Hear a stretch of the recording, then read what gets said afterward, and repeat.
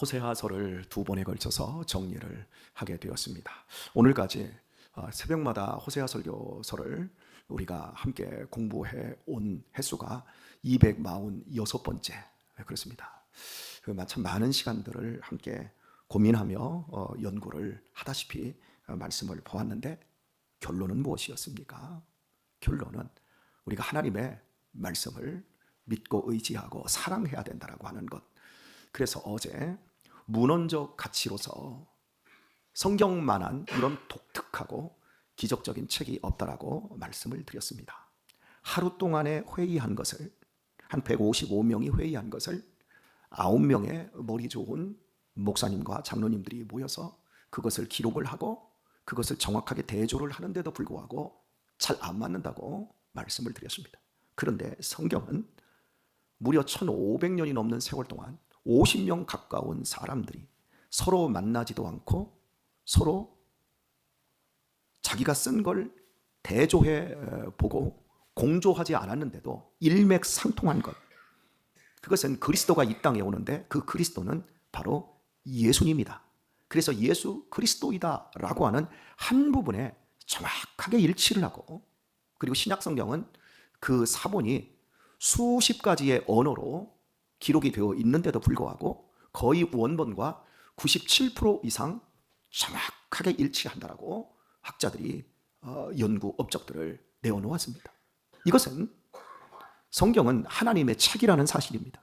하나님께서 당신의 자녀들에게 당신이 누구인지, 당신이 이 세상을 창조하신 하나님이며 우리 인간을 만들어내신 창조주이시자 우리를 구원하시는 구세주라는 사실을 하나님은 성경을 통해서 당신의 백성에게 알리기를 원했다라고 말씀을 드렸습니다. 그러니 우리는 이 성경을 귀하게 여겨야 됩니다. 이렇게 제가 문헌적인 가치로서 성경의 위치를 말씀을 드렸습니다. 오늘은 이 내용면에서 우리가 이제 들어가 봐서 과연 성경이 주장하는 내용이 무엇입니까?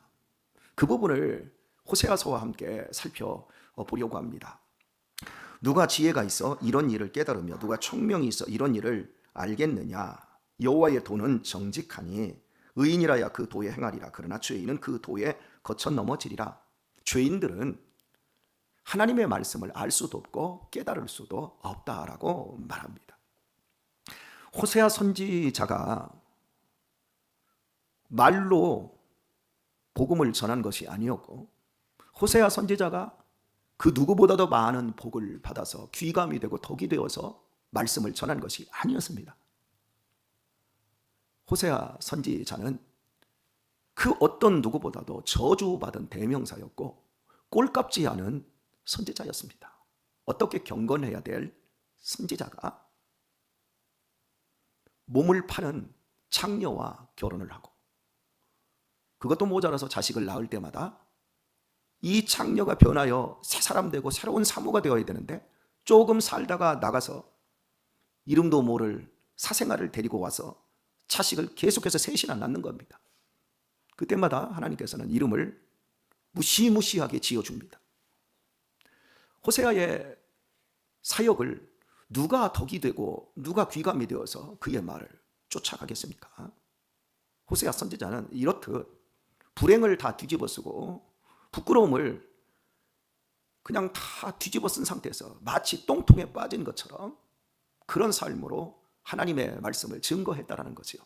그런데 이것이 호세아가 실력이 없어서가 아니라 하나님께서 호세아에게 명령했기 때문이라는 사실입니다. 그래서 우리 역시 우리가 갖고 있는 편견, 내가 예수님을 믿으면 복을 받습니다. 그래서 복을 받으니까 나가도 복을 받고 들어가도 복을 받고 어디든지 다 무슨 일이든지 다 복을 받으니까 자본주의 원리 속에서 인간의 욕망이, 인간의 자아가 원하는 대로 편안하고 배부르고 등 따시고 아무 일 없고 무사무탈하고 건강하고 이런 것들로만 우리의 복을 생각하지 말자는 겁니다. 진짜 복이 무엇입니까? 하나님을 알게 되는 겁니다.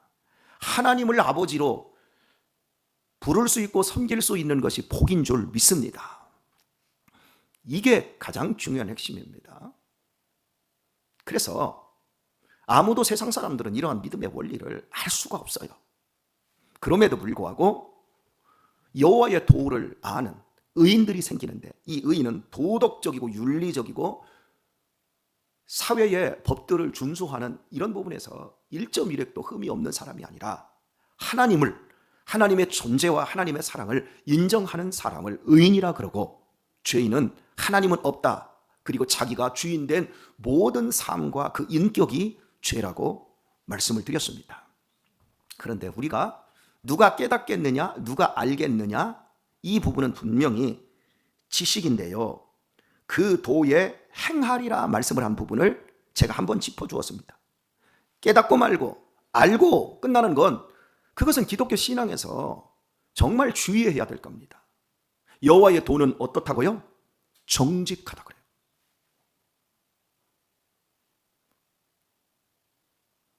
세상 사람은 아무리 지혜자라도 하나님의 도를 절대 깨달을 수 없습니다. 믿음을 갖지 않는 한, 믿음의 눈을 뜨지 않는 한, 이 세상에 박사학위를 100개를 가지고 있는 사람이 있다 할지라도 절대 깨달을 수가 없습니다.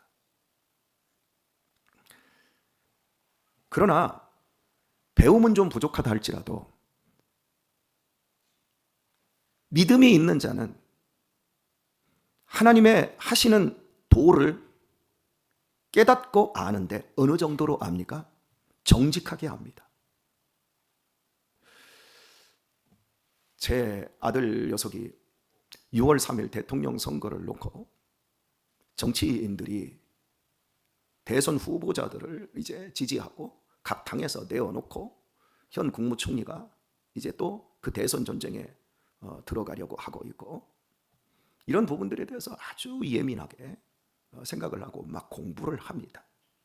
그래서 동영상도 보고 스크랩되어 있는 신문도 읽고 나서 저한테 막 얘기를 합니다.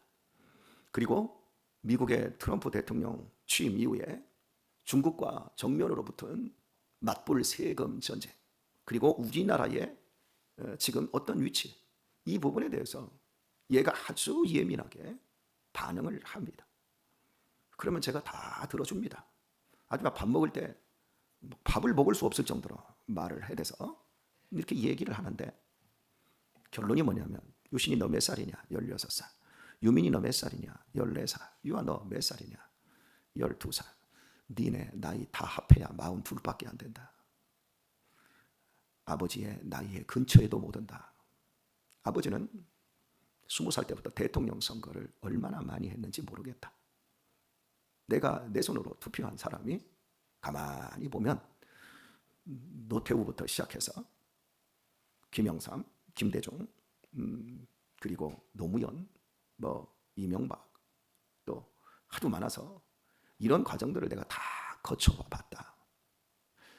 그래서 아버지는 이렇게 예상한다. 그럼 얘가 팔딱팔딱 뜁니다. 아버지는 뭘 모르신다고. 모르는 것 같으니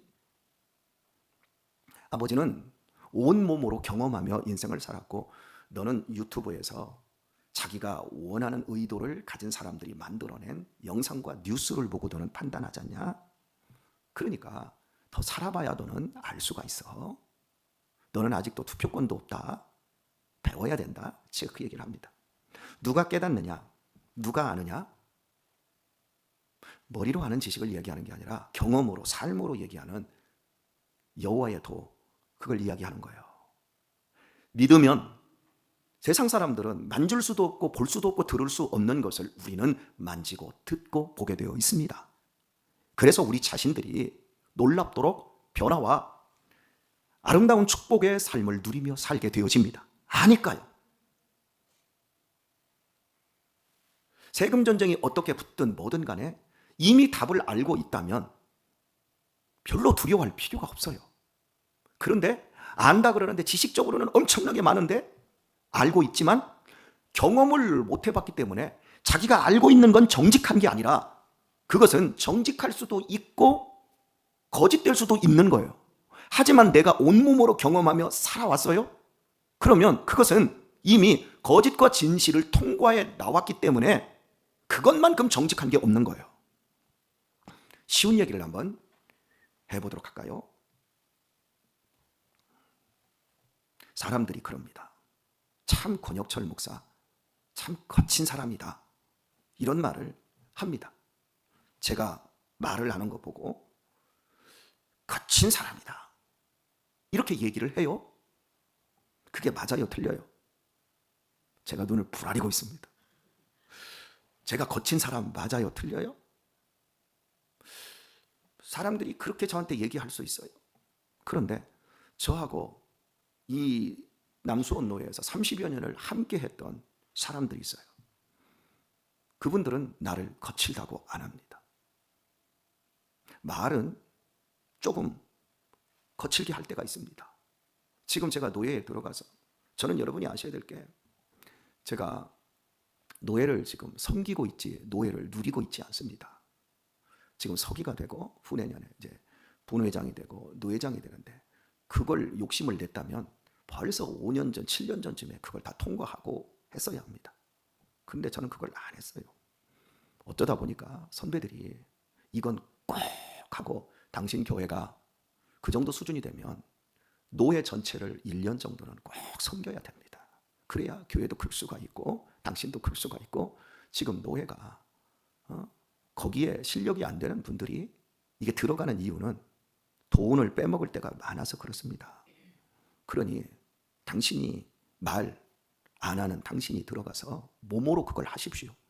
당신은 총의 총대로 가려고도 안 하고 노예 임원도 욕심이 없으니까 욕심이 없는 당신이 해야 들어가서 잘못된 것들이 있으면 고치지 않겠습니까? 그런 간곡한 선배들의 부탁에 의해서 들어가게 되었어요. 제가 정식 목사로 25년 동안 노예 석상에서 2번 발언을 했어요. 여기서 우리 이제 노예에 참석을 해보시는 우리 장로님들은 보셨을 거예요. 가면 법이요하면서 뭐 말 좋아하는 사람들, 말하기 좋아하는 사람들이 막 아수라판이 되어져요. 그런데 저는 그때 그걸 다 참고 견디다가 너무너무 안 되는 이런 부분들을 정치적인 힘에 서 바꾸려고 할 때 그때 제가 딱 한마디 말을 하면서 아주 거칠게 말을 했어요. 그래서 그걸 제가 바로 잡았어요. 말은 그때 쓰는 거예요. 그래서 제가 21년 만에 발언을 처음으로 하는 겁니다 하고 무게를 싣고 이야기를 했어요. 그리고 2번 이야기를 했어요. 그리고 제가 이제 임원에 들어간 거예요.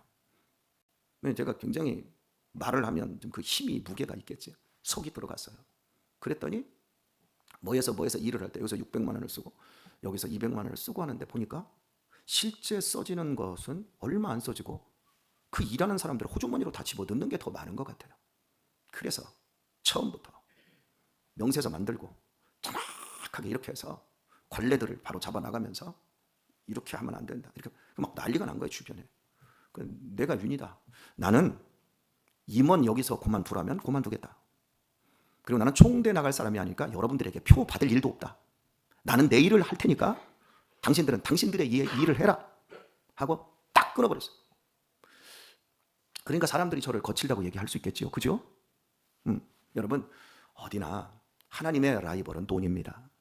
그리고 그 돈은 우리를 약하게 만듭니다.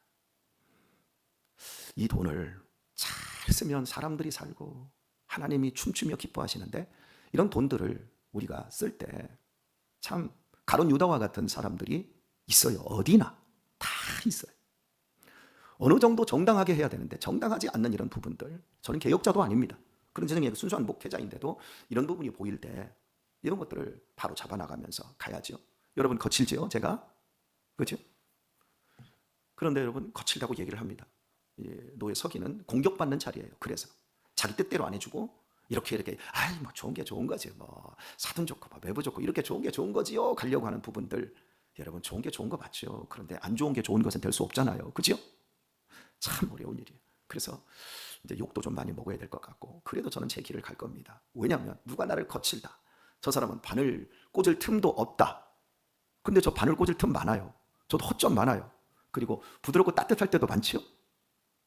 그러니까 모든 말들이 우리가 알고 있고 우리가 깨달은 바 그런 모든 것들이 다가 아닐 수 있다는 거예요.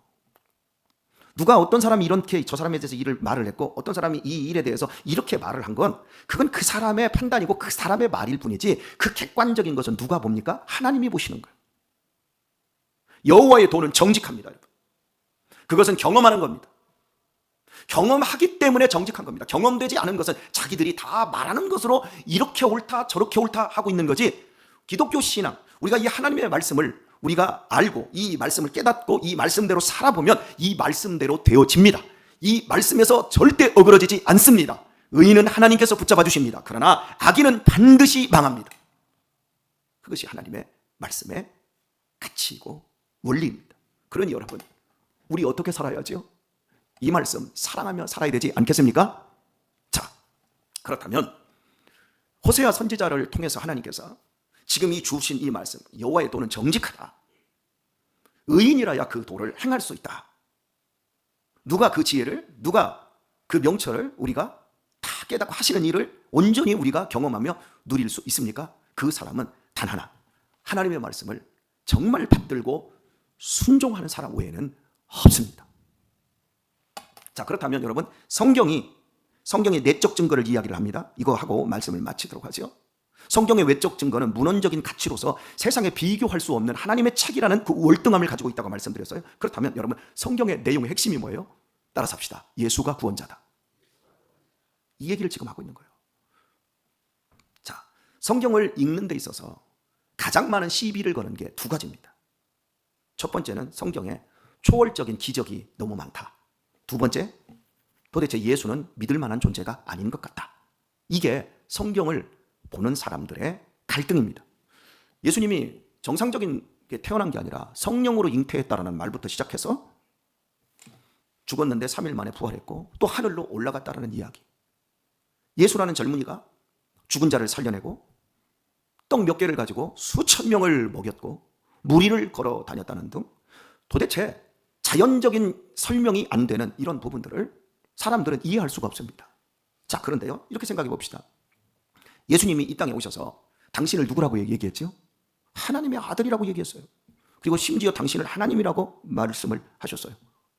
그 기적들과 그 초자연적인 그 능력들을 그냥 단순히 예수님이 행한 것으로 기록을 했다면 예수가 정말 대단한 존재다, 대단한 능력자다, 마술자다 뭐 이렇게 얘기하겠지만 예수님은 그 부분에 대해서 이것은 표적 사인에 불과하고 내가 하나님의 아들로 이 땅에 온 걸 너희에게 나타나는 것이다 이렇게 말해요.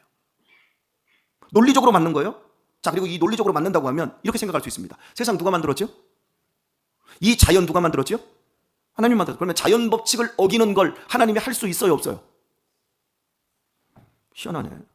하나님이 자연 법칙을 만들었는데 자연 법칙을 하나님이 바꾸는 걸 할 수 있어요, 없어요? 있어요. 자연 법칙을 거스리면서 기적을 행하고도 자연 법칙이 훼손되지 않도록 할 수 있는 것도 하나님이니까 하실 수 있잖아요. 맞죠? 왜 그걸 가지고 시비를 거냔 말이에요. 예수님이 하나님인데, 그리고 예수님은 이 땅에서 공생애를 시작해서 가르치시면서 그리고 구약 성경에서 1500년 동안 계속해서 이야기하고 있는 것이 뭐냐면 예수님은 나무에 못 박혀 죽을 것이다. 그리고 당신도 내가 예루살렘에 올라가면 십자가에 대제사장들과 바리새인들과 서기관들에게 핍박을 받고 십자가에 못 박혀 죽을 것이다. 그리고 3일 만에 살아날 것이다. 그 얘기를 하셨어요, 안 하셨어요? 계속해서 하셨단 말이에요. 구약 성경이 계속해서 그걸 증거하고 있어요. 그가 찔림은 우리 허물 일하며 그가 상함은 우리의 죄악을 인하며 그가 징계를 받으면 우리가 평화를 누리고 그가 채찍에 맞으면 우리가 나음을 입었도다. 죄송합니다. 주님이 채찍에 맞을 것과 주님이 가시 면류관을 쓸 것과 주님이 도사를 양같이 될 것과 이 모든 걸 얘기했어요, 안 했어요? 얘기했어요. 그리고 예수님이 말씀하신 대로 3일 만에 죽은 지 3일 만에 부활할 것도 말씀하신 대로 부활하셨어요. 문제가 있어요, 없어요? 하나도 문제가 없어요. 그냥 세상 사람들이 얘기하는 것처럼 그 시대가 용납을 못해서 예수님을 정치적인 세력들이 제거한 것이 아니라 하나님의 구원의 도가 1500년 동안 50여 명이 기록한 성경 그대로 예수님이 하나님이셨고 하나님의 아들로 이 땅에 오셔서 우리의 죄를 대신하여 십자가에서 못 박여 죽으셨다가 3일 만에 진짜로 살아난 그 모든 증거를 합리적이고 논리적으로 기록한 책이 성경입니다. 그러니 이 성경이 얼마나 귀하고 가치 있는 책인지, 혹시 이 설교 들으면서 성경을 우습게 여기고 성경을 읽지 않고 연구하지 않고 묵상하지 않는 사람들이 있다면, 예수님을 믿지 않는 사람들이 있다면 한번 읽어보십시오. 읽어보면 예수님이 행하신 기적에 대해서 시비를 걸 수가 없을 것이고, 예수님이 분명히 하나님의 아들로 당신이 살았을 때부터 십자가에 죽을 것을 이야기하고 하나님의 뜻을 이루어드리고 그리고 3일 만에 살아날 것도 이야기를 한 그 사실대로 이루어진 것을 경험하게 되어질 것입니다. 만약입니다. 예수님이 난 십자가에서 죽을 거야, 3일 만에 살아날 거야. 안 살아났으면 어떻게 되는 거예요? 다 거짓되는 거예요. 살아났으니까 정직한 거 아닙니까? 오늘 말씀을 맺겠습니다. 사랑하는 교회 여러분, 우리에게 남은 시간이 많이 남지 않았습니다. 제가 어제 신영성 권사님한테, 권사님, 김대준 집사님하고 한 10년, 황기성 목사님, 조용손 목사님하고도, 송기영 사모님하고도 10년, 새벽마다 그렇게 제가 모시고 다녔네요. 그리고 김동래 권사님하고도 10년 모시고 다녔고, 그리고 이제 권사님하고 제가 차 타고 다니기 시작한 지가 한 석 달 정도 되는 것 같은데, 권사님 얼마 안 남았어요.